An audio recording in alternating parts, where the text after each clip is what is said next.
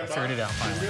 Hey, we are in our Growing Oklahoma segment, and Nate is back with us today, and we are talking about orchids. One of my faves. They can be difficult, though. Yeah, they can I keep on saying to Nate, you know, aren't these tough to grow? They're very temperamental, you know, they're kind of finicky, and you're like, no, you're doing it all wrong. Yeah. Okay.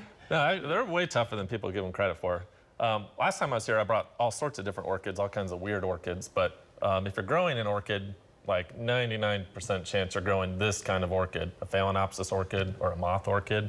So I thought I'd just share some quick tips about how to care for these. I literally just picked this one up today, so it's fresh out of the box store. And you see these at pretty much any kind of box store these days, and they're not too expensive.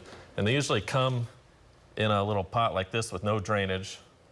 So the first thing is when you water it, you want to take this sleeve out and water the pot that has drainage in it, because you don't want it sitting in water. That'd be really bad for the plant. Root rot. Do you want to take it out of this, too? No, you just take this sleeve out of that other pot and then water it really well. You can dunk it in water. You can just let water run on it for a while, because the mix is going to be really well draining probably. And then once you get all the water out again, you can put it back in the sleeve if you want. But what I've done on those pots, because you need to have drainage, I've just taken a concrete drill bit. A hole in it, yeah. Oh, yeah. I drill, because if you want to keep that pot, because you're right, they need to drain. You just don't have to do that. But if you're putting it on a table and you don't want it to get wet or whatever, it's okay to use this. You just need to make sure it's clean, and you need to make sure there's not water setting in there. And another thing I get is when it's done flowering, what do you do?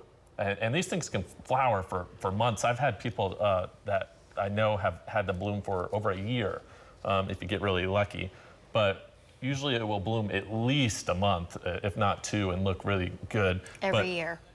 Yeah, if you can get it to rebloom. Okay. Getting it to rebloom is another thing, and that's a little tricky. But if you want it to keep blooming, to get a few more flowers, you can, once these flowers are gone, you can cut it right at the node underneath the first flower when these are all gone. And a lot of times you'll get a new stalk there. So I brought a different plant that we can look at to repot. And you can see that was done on this one. It was flowers coming out here, and they cut it, and a new flower spike came out of there. So you can get several more months of blooms just by doing that. Or when it's done, you can cut it all the way down to the second node on the stalk. So this is something you don't really want to see. I just brought it as an example. This is a terminal bud spike. It came out of the center. Okay. That's bad. You can see on this other one, it's coming out of the side. When it comes out of the middle, this plant's probably going to die, because that's where new leaves are supposed to come out, and these are supposed to come out the side. But I've just brought this as an example for repotting. So when it's done flowering, you're probably going to want to repot it when you just buy one new. And all that is taking it out, shaking off all the old stuff, getting rid of, this was in sphagnum moss, which is a common thing too. You want to cut out anything that's like papery and dead. So I cut out most of that already. I got a question for you. Like, you have this stuff right here that it comes in, like you said, at the big box stores. Do you use their stuff, or do you put it in your own better? I purchased, this is what I like to use. It's called Orchiata. It's a kind of orchid bark, a brand of orchid bark made out of a Pinus radiata, so they call it Orchiata.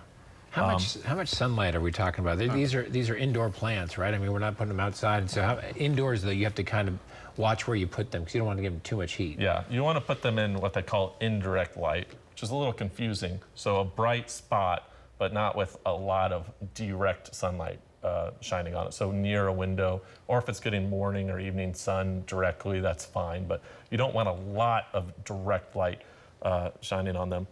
So yeah, once you got all the dead stuff out, it's really easy to repot. You just want to pour the new stuff in there and tuck it all around the roots. And finally, the last little tip is the hardest thing about orchids. Like I said, they're really easy to grow. Just water them once a week. Be real consistent with it, and they'll adapt to your watering routine. Okay. If there's roots outside of the pot, that's fine. You don't need to cram them down in there. They're adapted to being out in the air. That's fine. You can even mist them a little bit if you want to.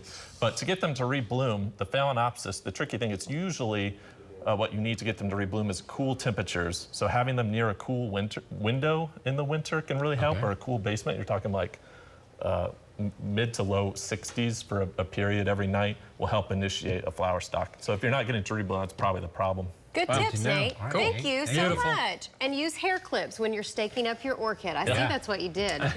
Pro tip, and we'll be back after this. I wonder why.